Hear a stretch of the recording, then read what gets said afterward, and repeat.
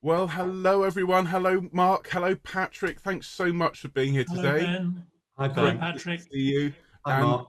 and Patrick, just want to start by saying, on behalf of the choir, just thank you ever so much for everything you've done for and with us. Your music, particularly Quanta Qualia, it runs through the choir like Blackpool in a stick of rock. It's a really, as Mark was saying Absolutely. earlier on, it's Absolutely. it's like our anthem, and it means such a lot to so many people. So just huge thanks from everyone in the choir for that before we start. Oh, I'm very humbled by that. Thank you very much. It means a lot to me. Yeah. Well, as I say, the piece means so much to everyone. But what we want to talk about today really is how this all came about. And Mm. of course, I knew of your work before starting on Self Isolation Choir, and I'd heard Quanta Qualia, but I didn't know it desperately well. I'd never conducted it. And when it came to the summer school in 2020, Mark was absolutely insistent. He said, "We have to do Quanta Qualia. I know Patrick, this is going to be wonderful." And I just wondered, both of you really, how did you two meet? How did this all come about?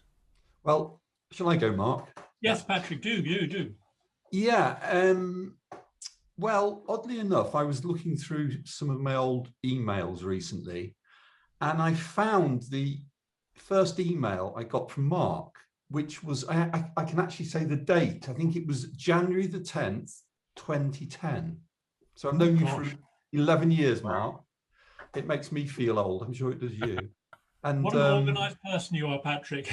yeah, I know. And you wrote to me and you said that you just heard my music on Spotify.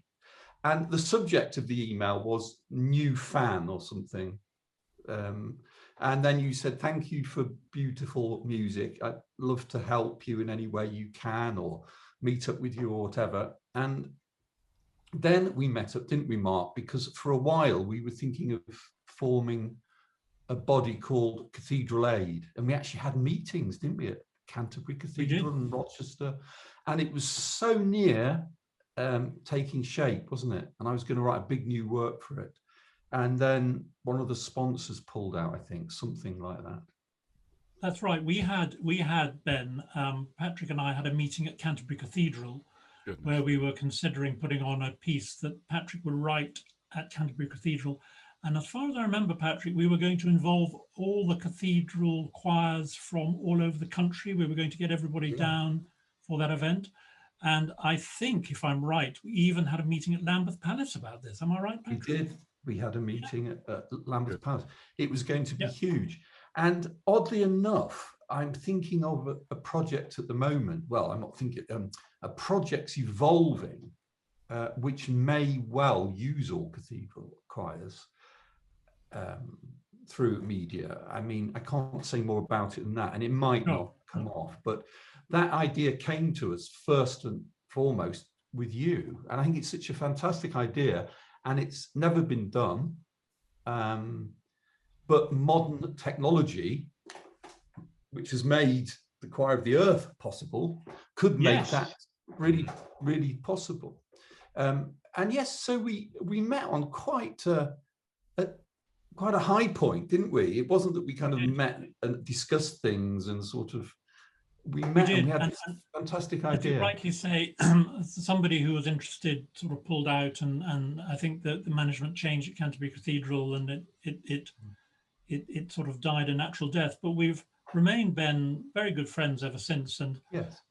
Patrick was kind enough to send me his Highgrove suite, Oh, I which love the I Highgrove think suite. what Mm. was that for? Was Absolutely that love broadcast on television, Patrick, where you actually conducted it at Highgrove in front of Yes, Royal Hunt? that's right. it.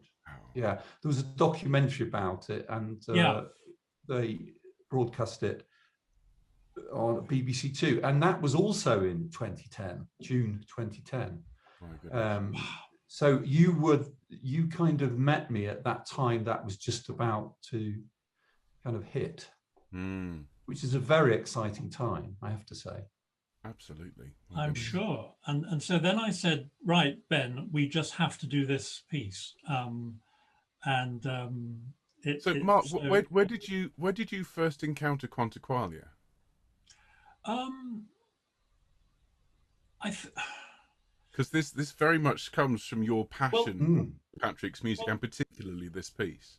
Ben, it's such a good question, and I've been so fortunate, or you and I together have been so fortunate in being able to tell the choir, this is what we will be doing. We'll be doing the Creation, or we'll be doing Mozart's Requiem, or whatever it may be. And with that privilege comes, will people like this? Do you think people will like this? I mean, I love it. Do you think people will?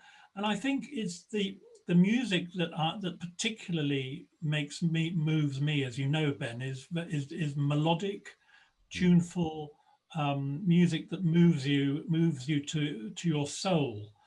And I suppose, And if I may, Mark, so if I may just interject, it also has to have an element of operatic. I don't mean in terms of sort of horns and big warbly Wagnerian stuff, but has to have a human heart to it.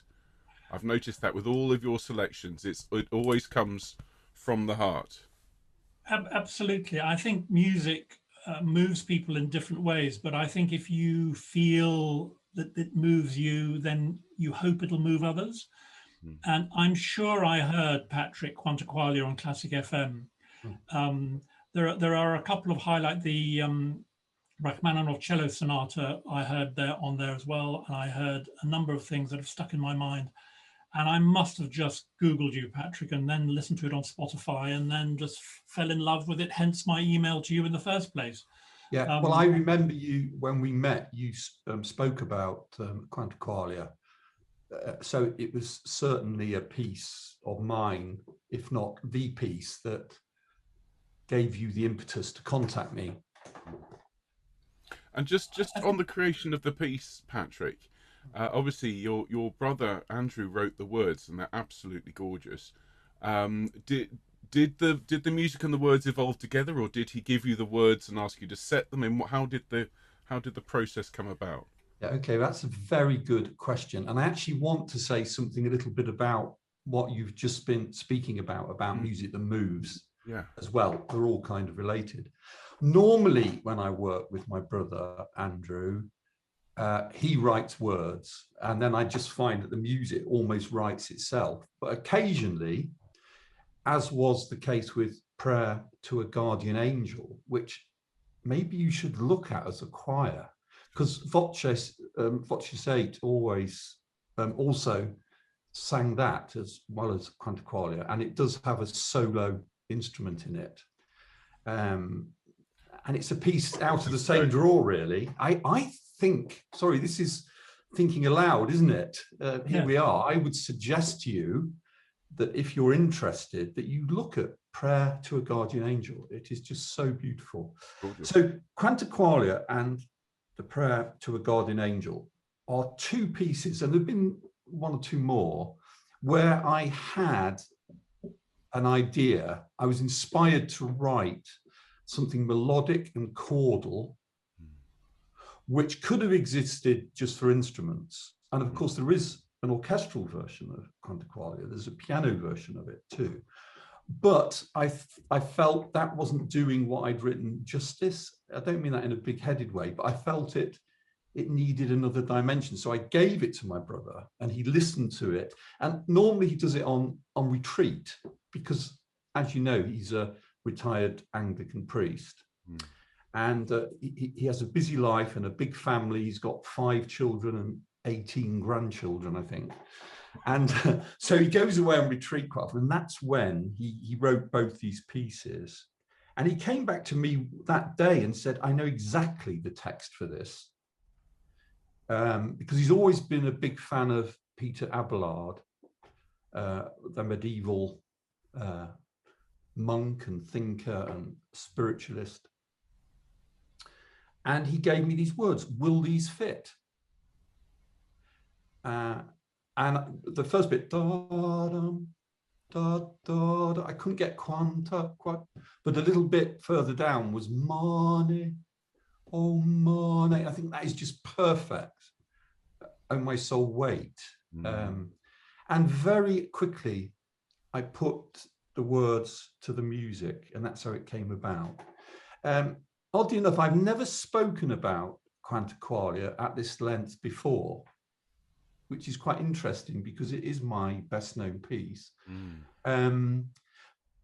But the other thing I want to say is, you're saying, Ben, that Mark always chooses music or suggests music which is of the soul.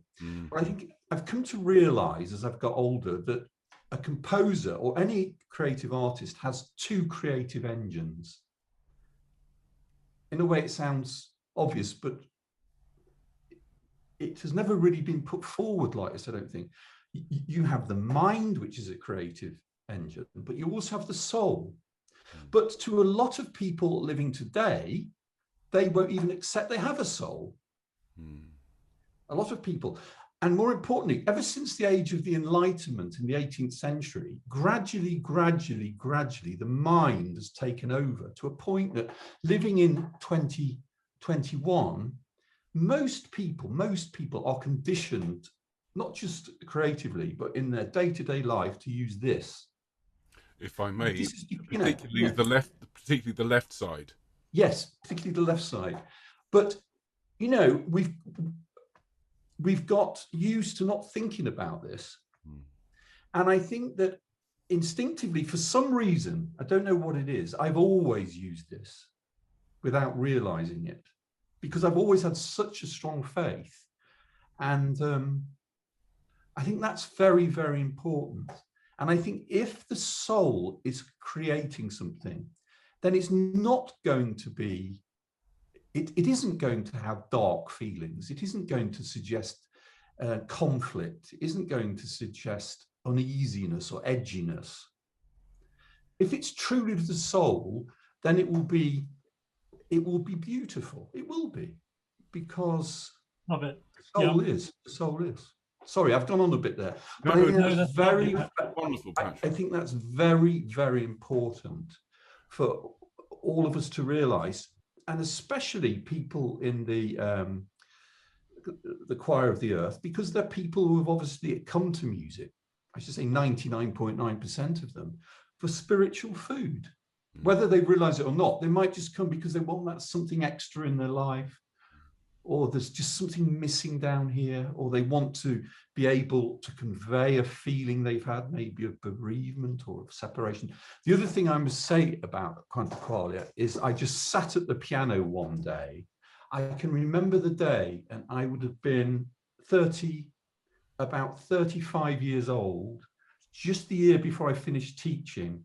And I was in a very sad place in myself, and I won't go into that, but I felt very lonely. And I'd had a breakup of a relationship. And I just sat at the piano one day and played, which I often did. The chords, this chord sequence came out. And I thought, I'm just going to write this down. I'm not going to let it go. And of course, what Quanta Qualia is, I think it's a 21 or a 23 phrase or section, the 23 bar section of about 4 phrases, which is quite irregular. But then I just repeated them and repeat them and repeat them. And in a way, it couldn't be simpler. It happened. If you ask me how long it took to compose it, well, most of it, 90% of it, took me 10 minutes. Oh, wow. That's a hard wire to the soul, isn't it? That's There's nothing in between you and your creativity. That's amazing. That's wonderful. So that's how it happened. Amazing. Well, I just to jump forward a little bit to the premiere of that recording last year it would have been July, and of course I heard the first stages of it coming together when our engineer sent me a mix. It was just of sopranos and altos. I remember that day, and I remember your reaction. Well, the thing is, a couple of days before, I'd heard the sops and altos just very, very roughly put together. It was only the third project we'd ever heard the choir sing on, Messiah being the first one we did, one of Rutter's pieces. Oh no, it's the fourth. We had a bit of Grieg, and then Quanta Qualia. And we'd had a discussion about whether we were going to record it or not, because we were still very, very new. We didn't know half what we knew now. And I remember talking to Mark at the end of the week when we learned all the music, and you'd brilliantly and very kindly taught the choir, the piece, the first time, Patrick. And I said to Mark, we absolutely have to record this.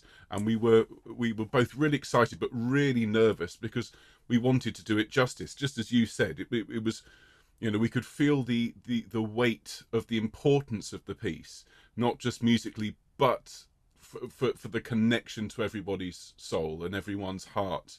Still in lockdown, still terrified, still feeling isolated. You know, we had to do a good job. And I heard the sopranos and altos first rough mix. I mean, it was all over the place, but I heard just that beautiful, pure soul to it. I heard the soul of the choir. And I rang Mark, and I was actually crying when I rang him. I remember. I was actually crying. and I said, this is going to work. And we sort of went from there. We had the premiere on the Friday at I think 1 o'clock or 2 o'clock. And it's one of the most emotional musical experiences of my life. And I mean that including standing in front of thousands of people in a big concert hall, to see the reaction to Quanta Qualia for the first time. And you wrote during that wonderful moment with the incredible high note. You wrote, I did, because I was on the chat as well, wasn't I? Yeah. You were, and you wrote, this is the best this bit has ever sounded. Yeah, I did. I mean, and it's true. I've lived for a year and a half. The big climax where the soprano can go to the top D. Yeah. I mean, there is an ossia, an alternative, but on the recording it went to the top D, and it was just. But it was like a kind of it was like opening the gate of heaven to me, and the multitudes. You know,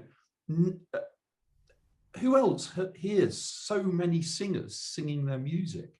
And you're right, that because of the sustained nature of it, I know you've got the da-dum, da-da-dum, you've actually got a melody, I know, but the sustained nature of these sustained chords, which just keep going, moving forward, to have them this great texture, vocal texture, I mean, it's giving me goo. Yes, me too. Now to think about it. And now the thought of hearing it with even more hundreds of voices, which is the thing, isn't it? I mean, we're having this chat, aren't we, just before we do a remix. That's right. And it's very exciting. Well, I mean, if we talk about why we decided to revisit this piece, I mean, the recording itself is almost monolithic in the history of the choir. It's the piece that people, almost more than Messiah, it's the piece that people cling to and people listen to. It's had so many views on YouTube, and it was on Radio 4. On Radio 4. I mean, Dame Louise, Casey, that's it. Yeah. Dame Louise chose it as one of her Desert Island discs, and it was the last one. Yeah, it was. As she was introducing it, she was getting choked up, and they went, and here's Quanta Qualia, and everyone in there was just. Patrick, do you know the story behind that very quickly? No, I think, you may have told me, but I've forgotten. Well, very briefly, Ben, if I may, I'll just tell Patrick. I got a call from this lady who introduced herself as Louise Casey, and I thought, I think I know that name, but I can't be sure. Anyway, it then became evidently clear that this is the Dame Louise Casey, who said that she was going on Desert Island Discs, and could we have the self-isolation choir performance of Quanta Qualia as one of her 8. And I think I said, well, as far as I'm concerned, absolutely sure. I just need to check with the composer. And of course, you were very kind and said that was fine. But she heard it first from a friend of hers who emailed it to her on the top of the number 22 bus from Sloane Square to Putney in London. And she said that she was at the front seat, having downloaded this piece from her friend who said, you must listen to this. And she said she was in floods of tears by the time she got home.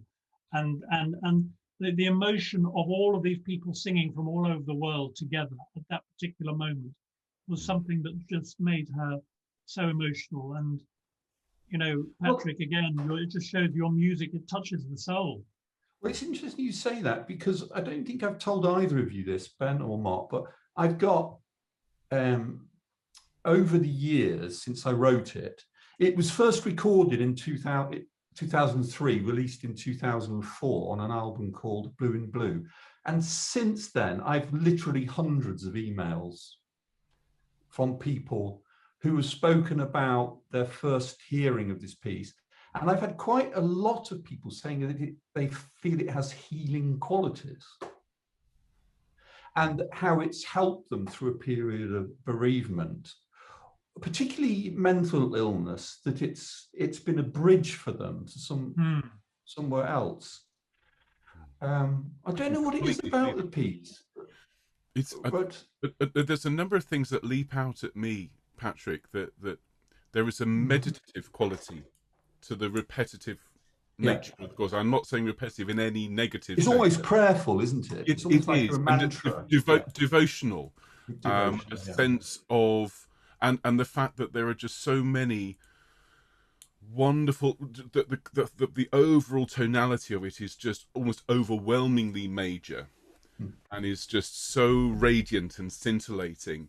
There is also an oceanic quality to it. The Ani Mamea, you have the waves crashing on the beach, the direction I give to the choir, and it has a heartbeat. Ani. It does.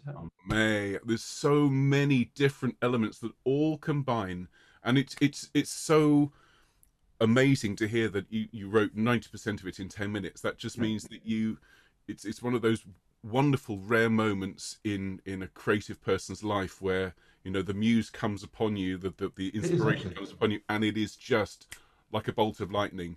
And I was truly inspired. And I think all the best pieces of music say something. If a piece of music or art doesn't say anything, then I think that affects its validity. But I know with this piece, I was saying something, and the music said it for me. Ben, are you in front of your piano? Are you in front of your piano yes. at the moment, Ben, or not? Yes. Because when you teach Quanta Qualia, you say you have for the first chord, you have, as far as I know, what you call the Quanta Qualia note. Is that correct? The Quanta Qualia note, isn't it? It's A flat major, isn't it? It's that. Yeah, with a B flat. Yes, with the B flat at the top, absolutely. It's radiant, and all you do is you play just an all A flat chord, but you put that to the top, and it's Quanta Qualia. That's a Quanta Qualia chord, isn't it? That's the note. Yeah.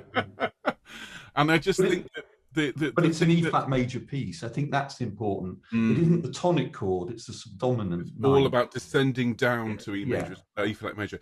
And I just think that we mustn't lose sight of the fact that when you wrote it in 2003, you could have had no idea, as nobody couldn't predicted that there was a pandemic on the way, and that the thing that would be taken away from us was this ability to actually come together and sing in person. And what your music gave us, if it had been lots and lots of very, very technical, fast-moving semi-quavers or so on, we probably wouldn't have chosen it. It's the simplicity and the overall feeling of just heart and soul that makes this piece just the perfect piece for summer of last year. And we had people, it's easy to say of people from all around the world, but every single voice was recorded in isolation. It's amazing. And then combined to create something that could move people. Patrick, just on these. With phones. Could I move know. so profoundly. And so that just brings us to this remix, this revisit. Of course, since we produced it last year, we've had hundreds, thousands of people join the choir, and the one thing we keep getting requests for, or we're getting requests was, please, can we do Quanta Qualia again, because we want to be on it. And we had messages from people saying, well, we don't want to get rid of the old one because we're on that, and so we made the decision to combine last year's voices, because they were so beautiful and so well done, with a completely new cohort this year, with some people recording multiple parts, and to create something that is a reflection of where the choir is now, is no less beautiful and no less heartfelt, but really shows everything that we've learnt about this new art form over the last year. And I just wonder it's also from a different perspective. This business of how great and how wonderful the moment of meeting will be. When we recorded it last year, people were in isolation, wanting that moment of meeting. Now, I know that for a lot of people, there still may be a sense of isolation, not necessarily because of COVID, maybe because of COVID, but for the reasons I felt isolated when I wrote it. But we've got more of the joy of the moment of meeting than we had before. Do you see what I mean? Absolutely. So I think that will give it. I would bet that the new recording with all these wonderful voices, hundreds of them, thousands, will have a feeling of joy. I hope it does. It absolutely does. I mean, I've heard the first drafts, and you'll be hearing it in a couple of days. And obviously, the choir will be hearing it on Sunday when they see this broadcast as well. And what you really get is a sense of, well, overwhelming joy and love just pouring out of every bar. You get a sense of confidence, I think, where last year there was a fragility, I think, to the choir's sound, which was entirely understandable, and that the fact that despite everyone was feeling so isolated and so fragile and so, I suppose, innocent, in that this was so new and so different. What we have this year is more confident singers, more confident practitioners with their phones. Connor is a fantastic engineer, and he has been working with us for the last year. And we have this incredible cello part as well, which is just so soulful, played by Jasin. Yes, I know the cellist, by the way. That sound is just gorgeous. Yeah. And so what we have this year is that there's an opportunity, I think, to pay. I don't think we're going to replace the original. I think that there will be people who say, well, this year's is absolutely stunning. I will always have the original in my heart. And I think we'll all feel that to some extent. But I think this new version is something we're going to be very, very proud of. It's really, really. Well, I want to thank you for having the vision to do it again, because it would have been the easiest thing in the world to say, well, we've done that, let's kind of move on. But for me, I can't tell you how wonderful it is that you're doing it, and to be able to speak about the work like I have done, because I've never done that before. And I just want to take this opportunity now. You thank me on behalf of the choir. I really want to thank you, every one of you. I know you thank me and want to thank me, but I want to thank you just as much, every individual among you, because the individual is so important. You've got the choir of the earth, but this is the thing, we're all as important as one another. That's what I'm trying to say. That's so lovely. Thank you so much. It will mean so much to all of us. Yeah, and the fact as well, I was amazed that all of a sudden Quanta Qualia leapt up in the Classic FM Hall of Fame. Because it had been there in around 2004-05 and it disappeared, and all of a sudden it's back there. And highest new entry. That was the highest re-entry. That was it. Yeah, it was. And a composer wants nothing more than his music, his child, to get out there and do well. Of course you do. Not for my own gain, I don't mean that, or not for money or whatever. That is important to me. But what is important to me is that through music, I've been able to convey what I felt on that afternoon that I spoke to you about, and share it with people. And that the healing I felt through writing the piece is healing others. And the world needs healing. The world needs healing, definitely. In so many ways. I feel that was the overwhelming feeling I had on that afternoon when we premiered the recording for the first time. That I felt immensely privileged to be the person that pressed the button and waved my arms in front of something that was just an absolute good. I feel that the entire project was just entirely virtuous. It shines with a radiant light, and I just think it's the most wonderful piece. I can't wait to share the recording of this new version with everyone, with yourself, of course, and with the full choir. And we just want to finish today, Patrick, by asking what's coming up for you in 2022. What's in the future? Well, actually, during lockdown, for me as a composer, it was great. I mean, in lots of other ways, it wasn't, and I know so many people have suffered through it. But for me, it gave me the creative space. I didn't have to go into London, you know. Couldn't go out to the dentist or whatever, which on one hand is difficult, but it gave me the space. So I wrote a whole piano concerto in 2020. My first piano concerto. I want to write another one now, which was premiered at the UNESCO Festival in Bucharest in August. So that's happened and gone. And the second half of lockdown, I wrote my first opera, proper opera, wow, based on the children's book Gobelino. Oh, and in fact, a couple of weeks ago, we went into the studio and we rehearsed with some really good opera singers, and that's evolving. And the other thing I'm working hard on now is I'm doing a new Christmas album with a very good choir in America next year in Connecticut called Voce, with their wonderful conductor, Mark Singleton. And I'm in the middle of that at the moment. Yeah. Very, very exciting. Well, we wish you all the very best for that, Patrick. And just huge thanks again from all of us. Mark, is there anything you want to add just before we bring this to a close? Patrick, other than to say it's been lovely to open our hearts to you and vice versa. We close this week of choral music, this festival, with this conversation. Patrick, it's been an honor singing your music. I hope we can do so again. Maybe Quanta Qualia 345, and here's to Quanta Qualia being #1 in the Classic FM charts next week. Wouldn't that be amazing? So thank you very much. I'll say cheerio now. Thanks so much. Thank you, Patrick. Thank you, Mark. Thank you so so much. much.